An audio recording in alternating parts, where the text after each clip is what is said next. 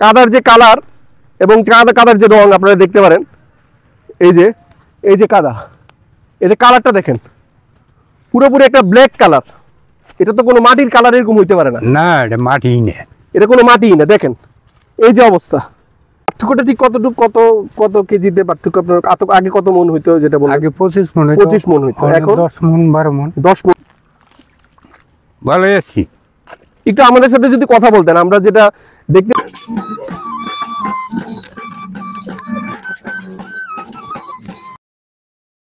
ধনধান্যে পুষ্পে ভরা আমাদেরই বসুন্ধরা। এই দেশটা আসলে অনেক সুন্দর, রূপসী বাংলা। কবি জীবনানন্দ দাশ বলেছেন রূপসী বাংলা এই বাংলাদেশ। এবং এই বাংলাদেশটা আমরা এই যে গ্রামে আমরা দেখতে পারি, আপনারা যেটা দেখতে পাচ্ছেন আমার পিছনে দিগন্ত জোড়া ধানের জমি বলতে যেটা বোঝায় সেটা এখানে আমরা দেখতে পাচ্ছি। ধান কাটা হয়ে গেছে এবং দূরে আমরা দেখতে পাচ্ছি কৃষকরা নতুন ধান রোপণ করছে।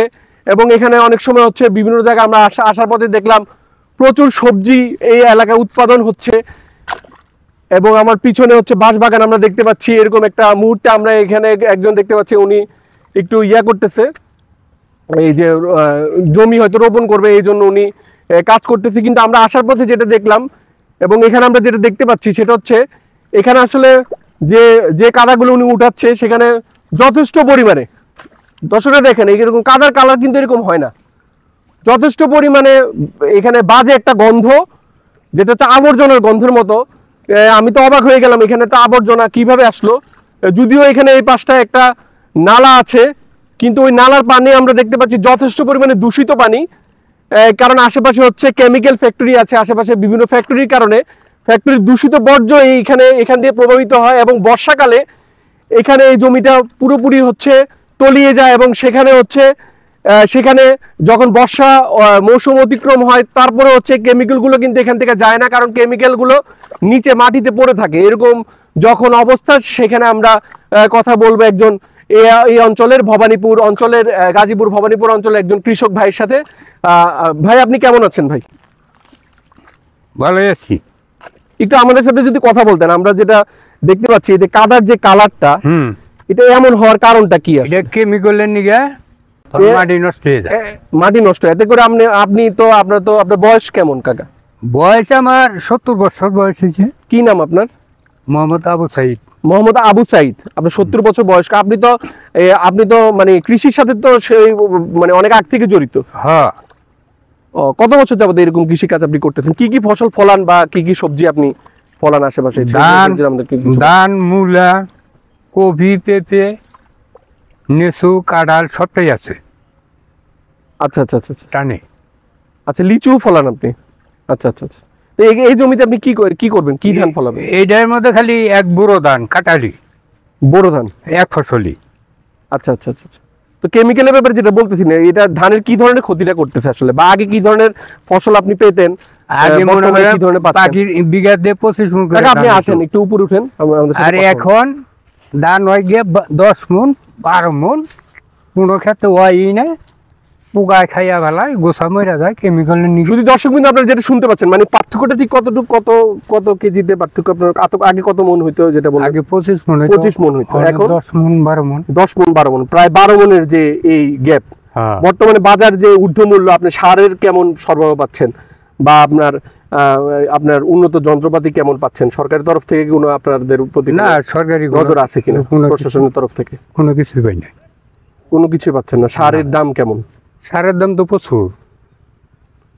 সারের দাম, বীজের দাম সার তো বাংলা টিএসপি পাওয়া যায় না, উড়িয়ান সার সাদাটা ওটা চিকুনটা পাওয়া যায় না, যা পাওয়া যায় 50 টাকা কেজি।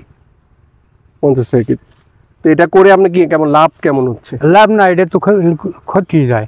তো অনেকে বলে থাকে আমাদের ছেলেরা অনেক সময় বিদেশে যায়, বিদেশে না গিয়ে দেশেই নাকি চাষ করলে অনেক লাভ হয়, এরকম কথাবার্তা টিভিতে মিডিয়াতে সরকারি বলে। নিজের জমিন দেখে এখন করতে, উল্টা কৃষকের উপর কিন্তু দোষারোপ করা হয় যে কৃষক কেন কৃষি কাজ করে না।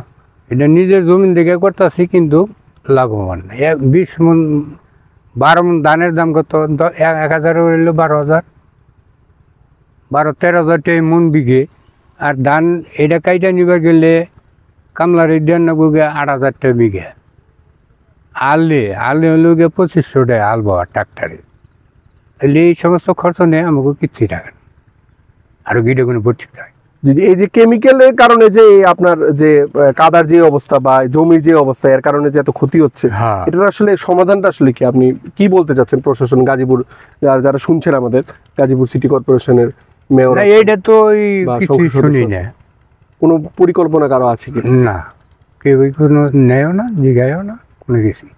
কোনো পরিকল্পনা কিভাবে এর সমাধান করা যেতে পারে? আপনি তো একজন বয়োজ্যেষ্ঠ মানুষ সমাজের। ওহান এটা কিভাবে সমাধান করেন যায়, এটা আমরা কি বলবো? আমরা তো কৃষক মানুষ, আমরা তো এত দূরে যাই হারি না উপরে। ওখানে এরা প্রশাসন আছে, এরা কি করবো না করবো কইলে। শুধু দর্শকবৃন্দ, আপনারা যেটা দেখতে পাচ্ছেন, আমি শুরুতে দেখিয়েছি যেটা, এই যে এখানে যে কাদাটা আছে, এই যে কাদার যে কালার এবং কাদার যে রং আপনারা দেখতে পারেন, এই যে কাদা, এই যে কালারটা দেখেন, পুরোপুরি একটা ব্ল্যাক কালার। এটা তো কোনো মাটির কালার এরকম হইতে পারে না। না, এটা মাটি না, এটা কোনো মাটিই না। দেখেন এই যে অবস্থা, এটা মাটি। এই যে কেমিক্যালের কারণে, তাহলে এখানে কেমন ফসল হবে? আপনারা একটু চিন্তা করে দেখেন।